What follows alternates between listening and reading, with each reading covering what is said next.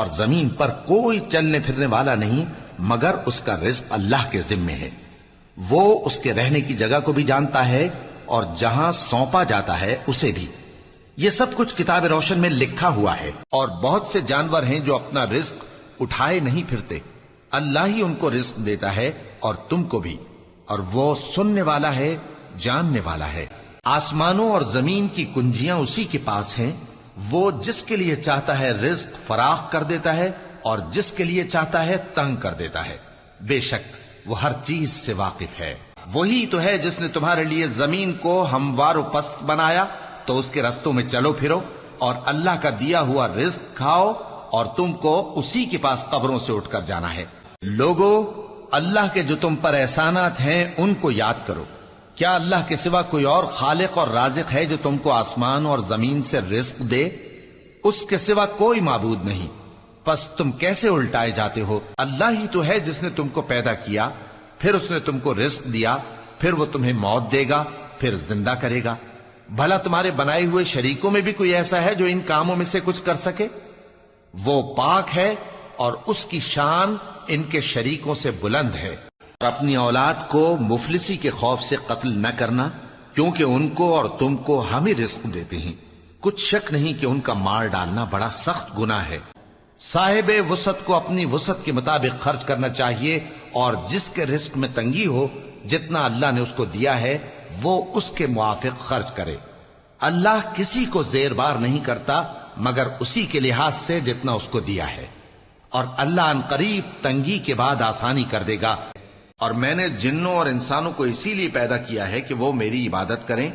میں ان سے رزق تو نہیں مانگتا اور نہ یہ چاہتا ہوں کہ وہ مجھے کھانا کھلائیں۔ اللہ ہی تو سب کو رزق دینے والا ہے، زور آور ہے، مضبوط ہے۔ اور اللہ نے رزق و دولت میں بعض کو بعض پر فضیلت دی ہے، تو جن لوگوں کو فضیلت دی ہے وہ اپنا رزق اپنے غلاموں کو تو دے ڈالنے والے ہیں نہیں کہ سب اس میں برابر ہو جائیں۔ تو کیا یہ لوگ نعمت الہی کے منکر ہیں؟ اللہ جس کا چاہتا ہے رزق فراخ کر دیتا ہے اور جس کا چاہتا ہے تنگ کر دیتا ہے۔ اور کافر لوگ دنیا کی زندگی پر خوش ہو رہے ہیں، اور دنیا کی زندگی آخرت کے مقابلے میں بہت تھوڑا سامان ہے۔ کہہ دو کہ میرا پروردگار اپنے بندوں میں سے جس کے لیے چاہتا ہے روزی فراخ کر دیتا ہے اور جس کے لیے چاہتا ہے تنگ کر دیتا ہے، اور تم جو چیز خرچ کرو گے وہ اس کا تمہیں عوض دے گا۔ وہ سب سے اچھا رزق دینے والا ہے۔ اور اپنے گھر والوں کو نماز کا حکم کرو اور اس پر قائم رہو۔ ہم تم سے روزی کے خواستگار نہیں بلکہ تمہیں ہم روزی دیتے ہیں، اور نیک انجام اہل تقوی کا ہے۔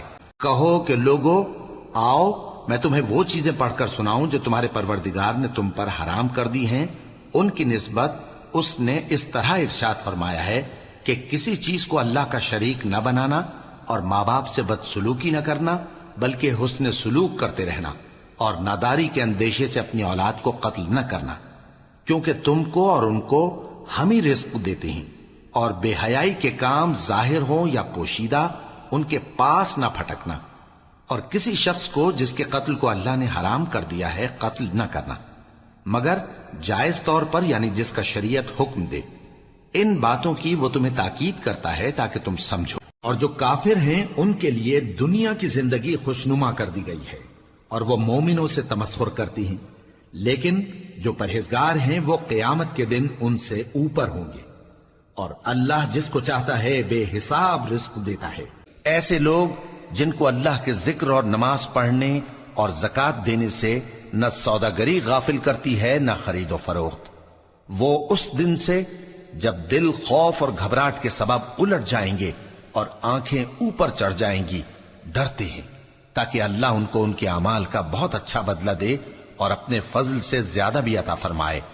اور اللہ جس کو چاہتا ہے بے حساب رزق دیتا ہے۔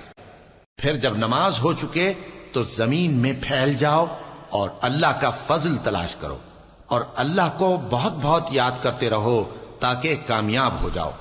اور جب ان لوگوں نے سودا بکتا یا تماشا ہوتا دیکھا تو ادھر بھاگ لیے۔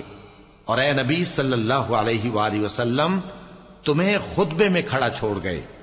کہہ دو کہ جو چیز اللہ کے ہاں ہے وہ تماشے اور سودے سے کہیں بہتر ہے، اور اللہ سب سے بہتر رزق دینے والا ہے۔